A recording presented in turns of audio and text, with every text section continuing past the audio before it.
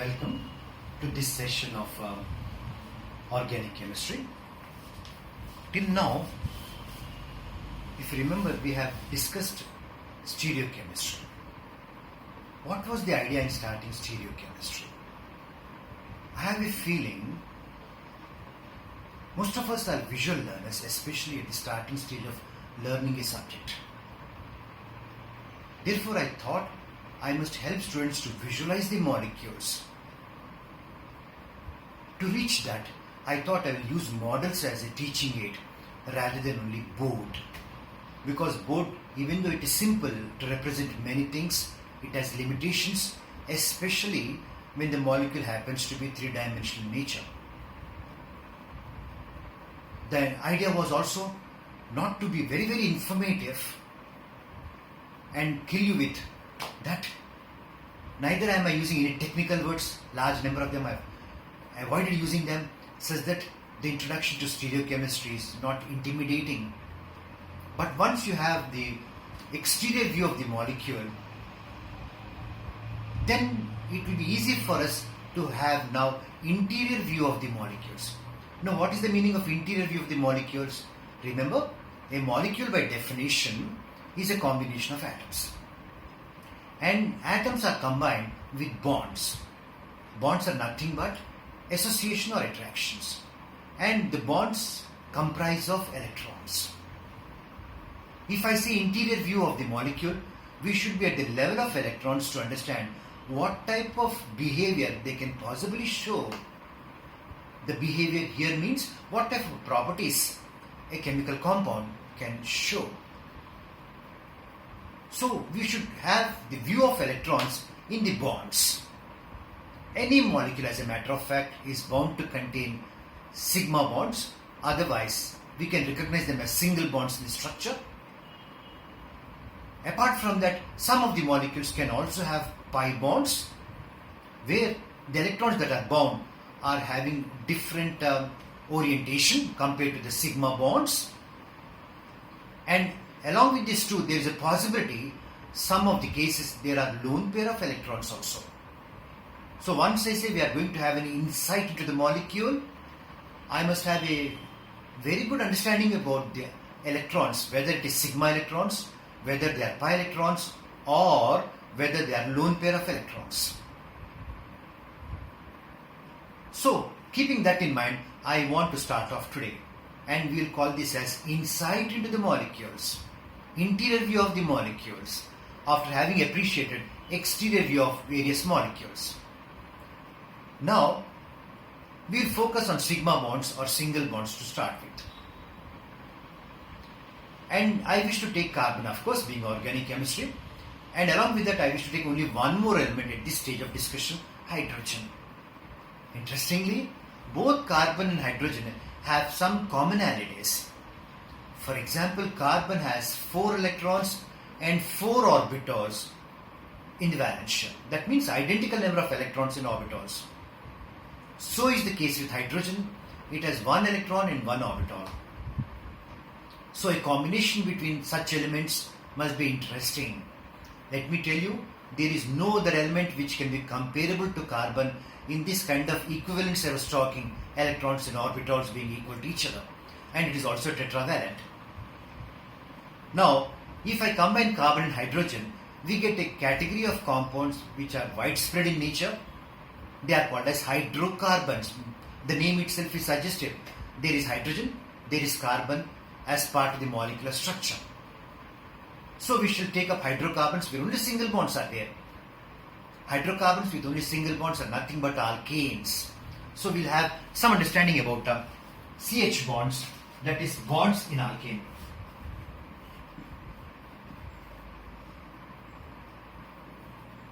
Bonds in alkane. What is alkane, please? Just from the sake of a different perspective I am talking, they are only containing single bonds where we have 2 types of elements, carbon and hydrogen. Hence we can expect 2 types of bonds, either, except methane, either there are CC type of bonds or CH bonds. So you must understand how the electrons are located in the CC bond or CH bond. That is the main aim today.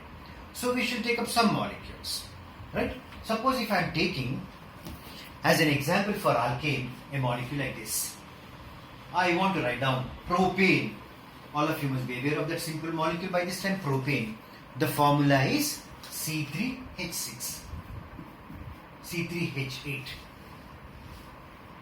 Now this molecule, there are 3 carbons which I am writing in a row because tetravalent, I am remaining finalizing 3 more bonds like this. This is already divalent, 2 more bonds, this is already 1 monovalent form, so 3 more bonds. At the end of that I write down hydrogen. This is how a propane molecule looks in a 2-dimensional representation. Now in this molecule, remember I am focusing on the CC single bond or CH single bond. Suppose if I am focusing on how the electrons are behaving in such bonds, the behavior of electrons in a bonded electrons is normally understood with the help of what is called as a term electronegativity. Electronegativity. Now if I take carbon, it has an electronegative value of 2.5, whereas hydrogen has an electronegativity value of 2.1. Now immediately some people may jump to the conclusion, because carbon is having greater En value, it can attract electrons in the CH bond towards itself, because hydrogen value is lesser 2.1 and carbon value is 2.5. Therefore you may be tempted to feel the CH bond may be polar. I want to caution you at this stage, hydrogen is something special. Is it not the smallest element? Yes. No, it has become small because hydrogen nucleus is very powerful. It has no screening effect. That proton in the nucleus can attract the electron very strongly.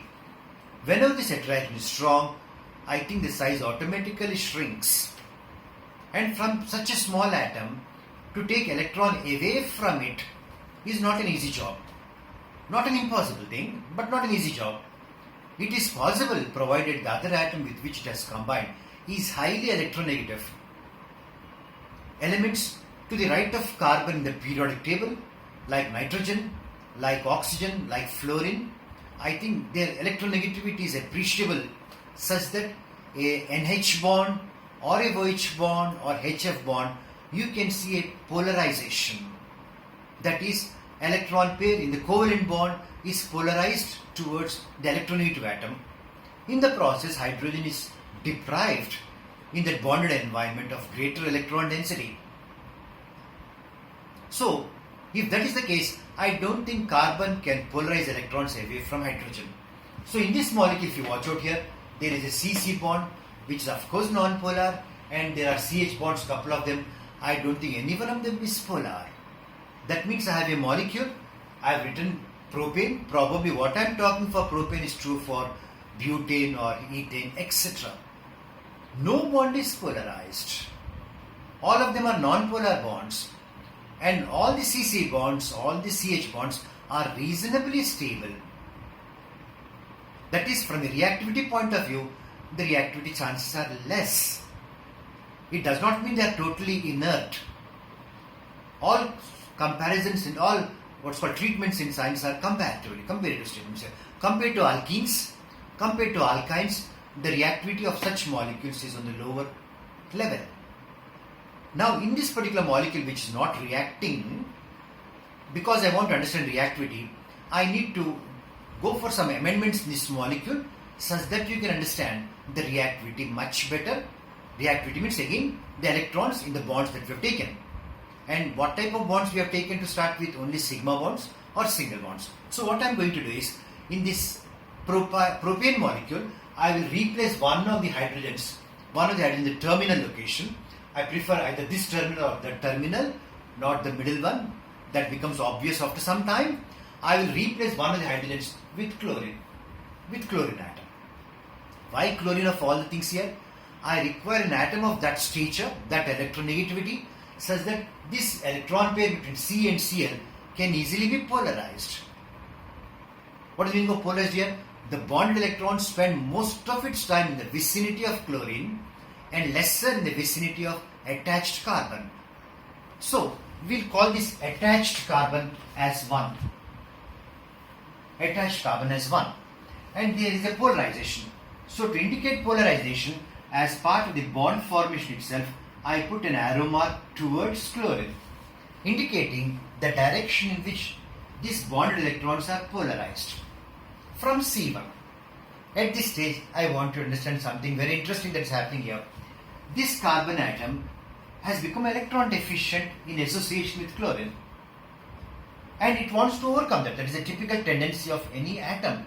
Movement some electrons which it originally has. If some things are lost, it tries to regain them. And I don't think it can regain from chlorine. And we have ruled out the possibility of electrons from CH bond getting polarized toward this. Only one possibility is, can there be a possibility of this C? Initially we may feel, are they not identical? True. But remember, this has become electron deficient. It has slightly acquired different characteristic now.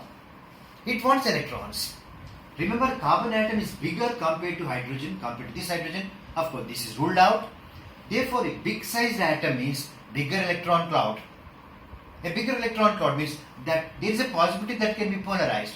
Therefore, I am putting an arrow mark here. But let there be no mistake, this polarization is much weaker between C1 and C2 compared to the polarization between C1 and chlorine. Therefore, I wish to put down one more arrow mark to indicate the intensity of polarization is much higher between C1 and C2 compared to what we have for C1 and C2. Therefore, normally what we wouldn't have expected is happening now. There is a polarization between two identical atoms carbon. Then somebody may ask, can't it further extend? Yes, there is a possibility, we are not denying that. But what is the electron deficiency this molecule is encountering, this carbon is encountering? Not much. Because the movement of electrons from C2 to C1 is not on par with C1 and chlorine. Therefore, you can say this has become electron deficient, but at the same time not on par with C1. Remember, if it has become electron deficient means its requirement to attract electrons is stronger. If it is attracting electrons stronger means this has become more electronegative, this C1, compared to C2. Same carbon atom, but now they start showing a slight difference in the n value. It is worth stating once again, any small environmental changes in the compound you must monitor in organic molecules. This environment is different, therefore this carbon has become more electronegative compared to this carbon. What about this, please? This has also become slightly electron deficient. But this movement, I don't think this is significant. That means what has happened here, where the electrons are equitably distributed between C and C, I have achieved what I wanted. I made the electrons move in a particular direction. They are moving towards chlorine. That is, by introducing chlorine at this location, I have induced the movement of electron in the single bond. This movement of electron along the single bond, how do we summarize at this stage here? We can say it has come into focus because of the introduction of an electronegative atom, and the effect is felt very strongly on the attached carbon, greatly reduced for the second carbon. Afterwards, its effect can be neglected. This kind of polarization or this kind of movement of electrons along the single bond is called as inductive effect, i.e., I am using the term now, I will write here, that is called as inductive effect.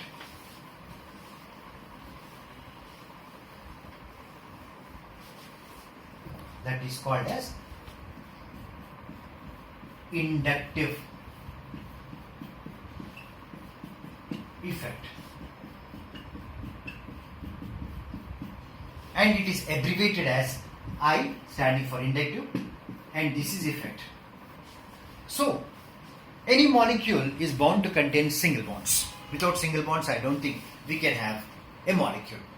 So, inductive effect, scope of its operation you must watch out as and when you look at the molecule. How important it is to ultimately decide the properties, we should not bother about that. As a habit, moment a molecular structure is given, if it is correctly written, your eyesight must be trained to go to sigma bonds and try to find out, is there anything like a electronegativity difference that is coming there, and that is inducing polarity in the molecule, and the effect is felt over short distances much stronger. Afterwards, its effect can be neglected. This is the first parameter that influences the movement of electron in a sigma bond or a single bond. Now we shall try to take some examples, illustrations to understand how the inductive effect will influence the behavior of a molecule. At this stage I wish to take one simple molecule, again something related to methane, that is only one carbon system. It is the molecule I have in mind is chloroform. Chloroform is CHCl3. CHCl3 is the formula. I am writing that.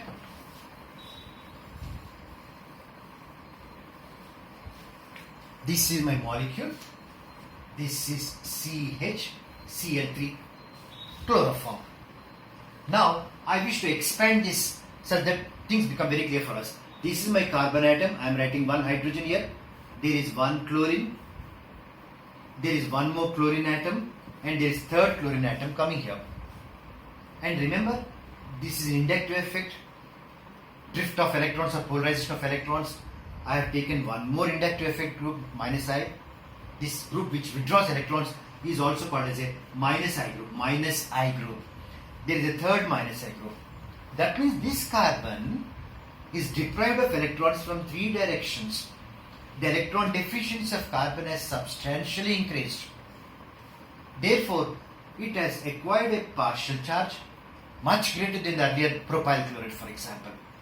The only one way it can temporarily overcome the deficiencies attract electrons from hydrogen, CH. While we are talking about propyl chloride, we said we cannot polarize CH. But there is nothing like an impossibility. I have ensured that I am getting a carbon which is attached to so many minus I groups such that the C becomes strong enough, reasonably electronegative enough to cause polarization of this bond. That means if this is taking place, the electron deficiency is partly overcome. In the process, my hydrogen gets a partial plus charge. Remember, this is a symptom. Hydrogen with a partial plus charge means that particular molecule is a potential acid. At this stage, we are not trying to use an adjective before that, whether it's strong or not. That is not our concern at this stage of learning subject. The only point of concern is, can it take up the acidic role? By definition, what is an acid? A proton donor is an acid. Proton means H plus. H plus means full-fledged charge. In a neutral molecule, you cannot have full-fledged H plus charge. But what is the story prior to formation of H plus? That particular hydrogen must have symptom of plus charge. In other words, there must be some partial plus charge. Moment you see partial plus charge is there, that means this particular molecule, chloroform, can take up the role of an acid, provided I can break this bond. The strength of the bond, other factors decide the strength of the acid. But fundamentally, are you getting, due to inductive effect, I come to the decent conclusion, a molecule like chloroform can be an acid. Therefore, we have to move on to the familiar side, like acids need not be nitric acid, sulfuric acid, acetic acid. There are many acids in nature where hydrogen can have a partial plus charge. If that is the case, if I am to add a base to that, I think that molecule respond. Suppose imagine, I will take this chloroform molecule again. I am rewriting the structure here. Same chloroform molecule I wish to rewrite. This is my chloroform molecule. See how I am writing it. I will write CH on one side, chlorines combined together, so that this area is getting focused. To this, now I am adding, let us imagine, KOH, concentrated. KOH is a very familiar example of a strong base. If a strong base has to react, there may be something like an acidic portion, acidic moiety here, and we have seen just now with the help of inductive effect, there is a partial plus charge over this. Therefore, I can say this reaction is possible. What are the end products? Right now, we are not keen on that. We are raising only this question: how are the electrons, the sigma bond are moving? If that is the case, how does it make molecule acquire a particular character? Therefore, with that help of that, I can make out the point: my chloroform molecule can take up the acidic function. Hope that point is clear for you. Now let us take up some more molecule such that our understanding about inductive effect is much more clear. In due course of time, as a habit, whatever be the complication in the structure, let it contain pi bonds, lone pairs, many of them, But the first thing that you must focus is inductive effect. Is there any polarization which is induced by electronegative atom, etc. Okay. Now let us further consolidate this understanding of inductive effect. Suppose imagine I am taking ammonia molecule. Ammonia molecule. This is my nitrogen, and it has this nitrogen, and it is combined with sigma bond with 3 hydrogens, and there is a lone pair. There is a lone pair on the head of nitrogen. As I told you, all electrons in the bonded environment must be treated equally. Now focus shifts on the lone pair because that is loosely bound. Therefore, most of the properties of ammonia, I think you can decide based on this lone pair. Remember, if a structure contains a lone pair, whether it is neutral or anionic, that means that has a symptom to function as a base. Always start your arguments from the definition. What is a base, please? Electron pair donor. Electron pair donor. This is our Lewis theory. And if it is to donate an electron pair, that electron pair must be loosely bound. I think these electrons, which are called as lone pair or non-bonded, I think they are loosely bound compared to these electrons, sigma or pi electrons. Therefore, this can take up the role of a base. You are aware ammonia is a base. Okay. Now, can I use inductive effect argument to increase the acidic strength or to diminish the acidic strength? Earlier for chloroform, what was our objective there? To make out whether it can be an acid or not. Now, it is already a base, well-known base. Most of you are familiar with that. What is my intention now?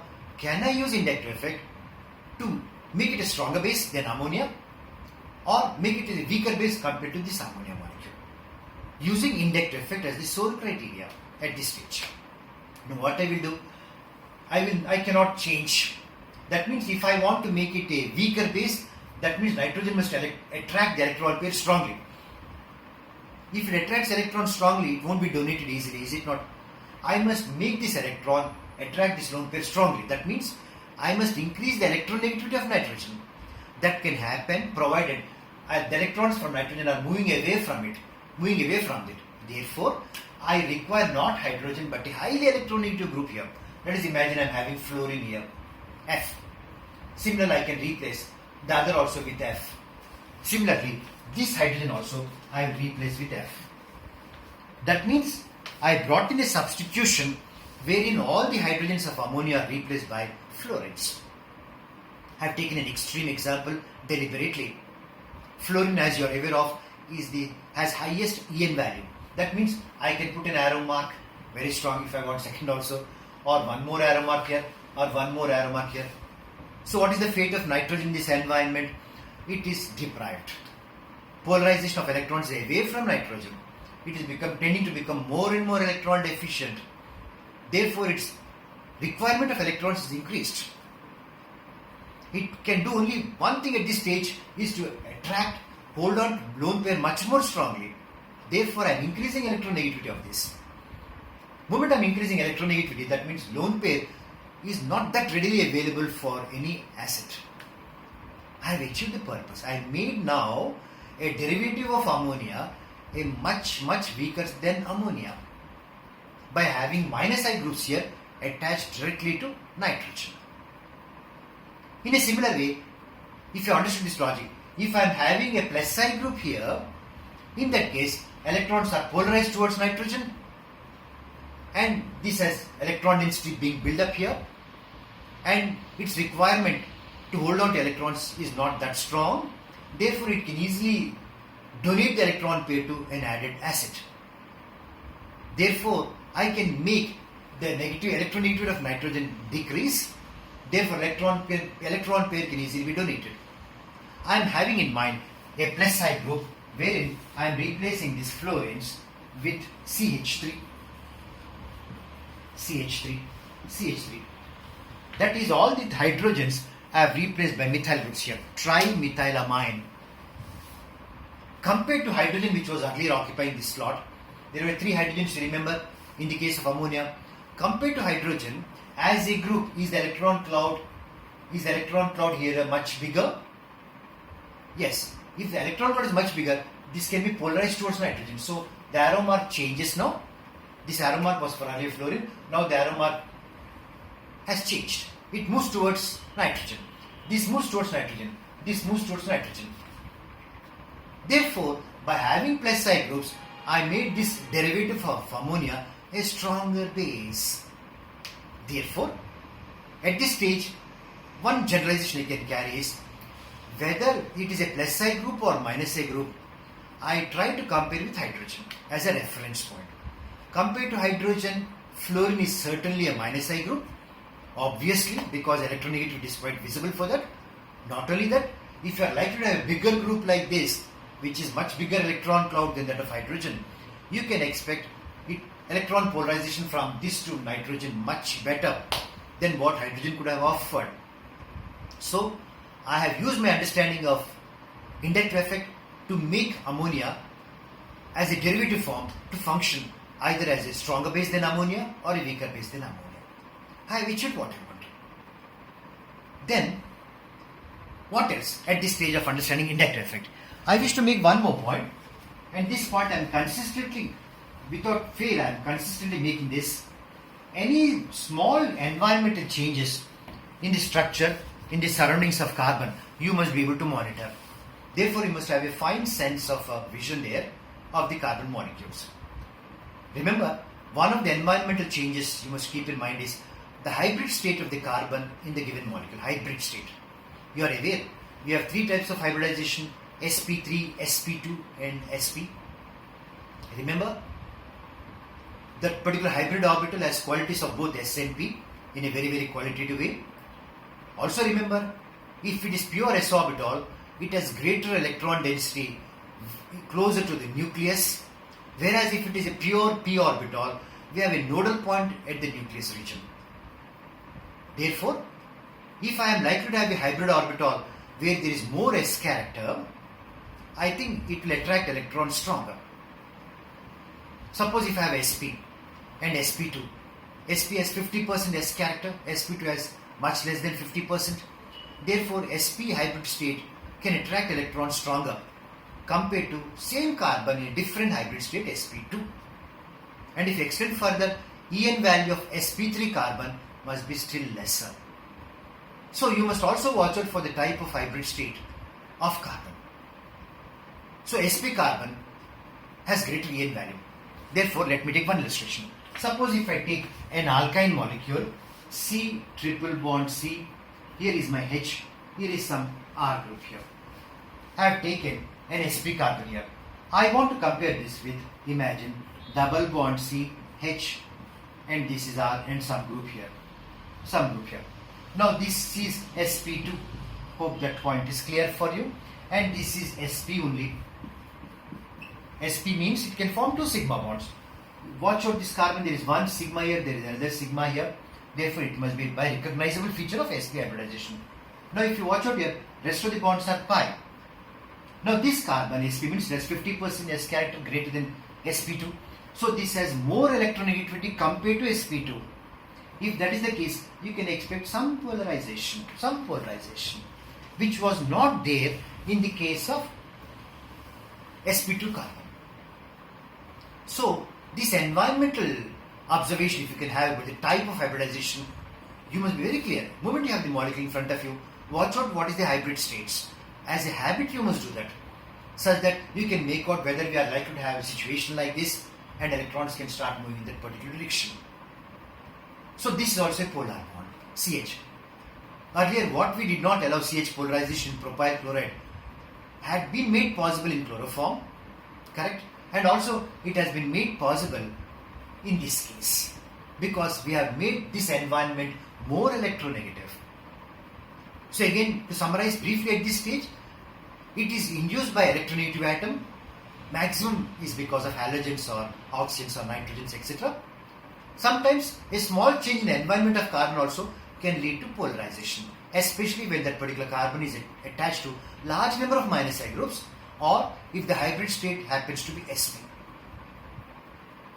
I need to add at this stage, not only inductive effect operates along the sigma bonds, sometimes it operates through space also.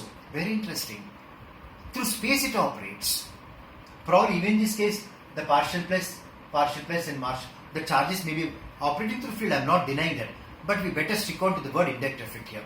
But I have tried some molecules to tell you inductive effect can operate through field or sometimes through solvent molecules also. We shall focus on how it is going to operate in field or in a space. For that I will write down one molecule. Then we'll try to understand what is this field effect, which is a part and parcel of inductive effect, but not operating through sigma bonds, but operating through space. Let me give an example for that. For example, I am writing this structure.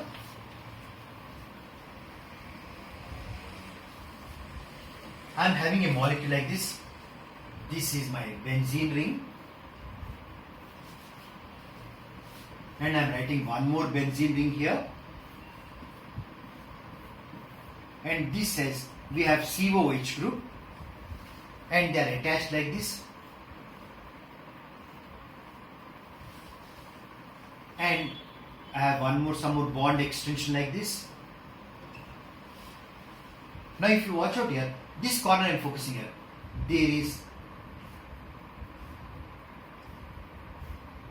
There is chlorine atom, hydrogen atom, chlorine atom, hydrogen atom. Now this molecule, this is the key functional group. Moment you look into COH, you must understand this has an acidic tendency. Below that I want to write down one more molecule. Only difference is chlorines which are now closer to COH in space. Now I will write chlorines the other side. That is, I will shift chlorine here and hydrogen here. Let me write that structure. Things will be very clear for you. I am writing like this.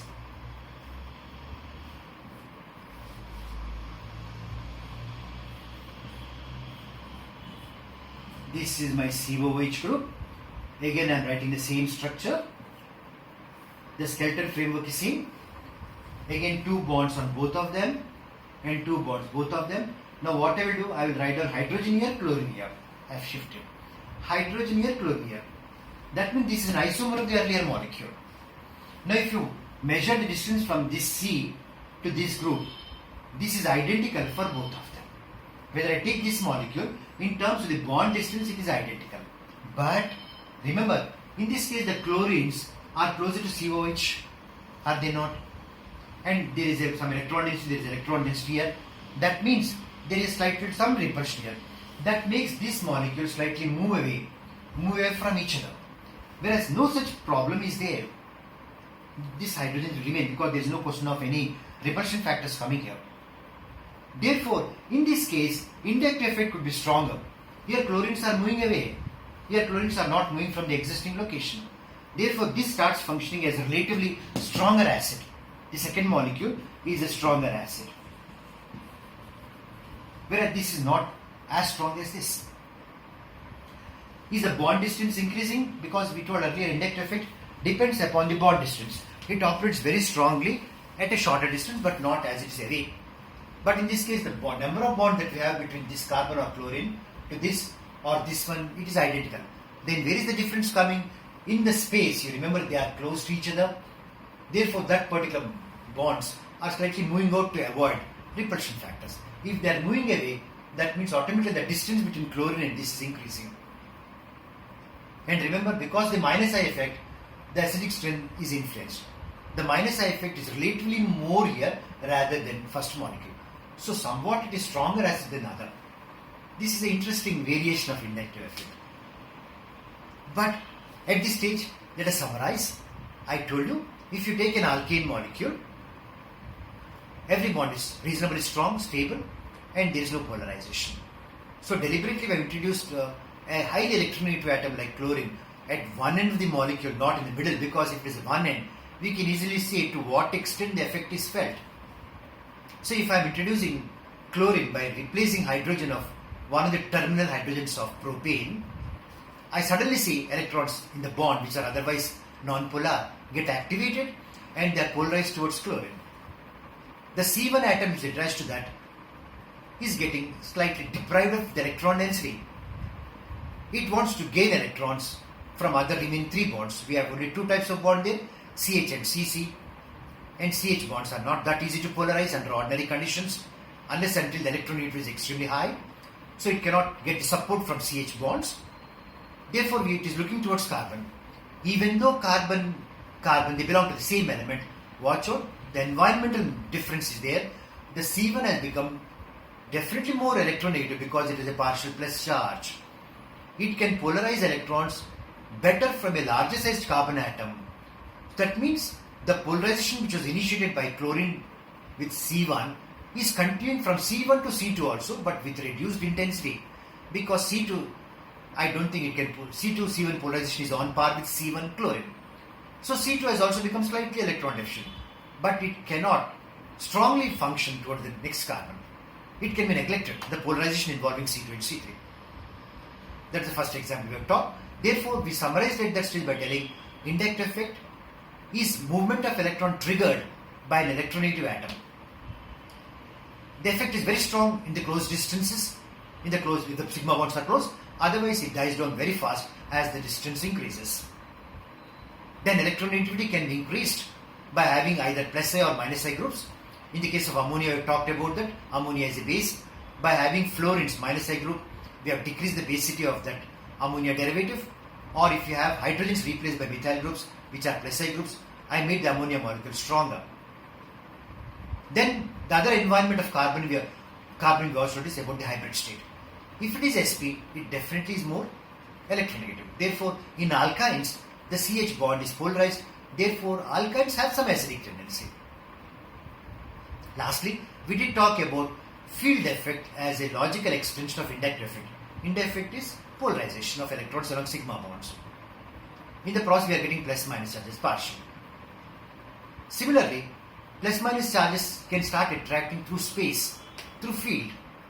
The last molecule I have taught confirms that. So we had the first inside view of the molecule where we have looked into only sigma bonds, and developed some consolidation. Even imagine you are encountering a molecule which contains sigma along with pi bonds and lone pairs. As a module, first module, try to understand, focus on the sigma bond, ignore for the time being pi bonds and lone pairs, and watch out, are they polarized or not? This is the first thing that you must learn as part of our inside view of any organic molecule. We shall stop now. We shall continue in the next session.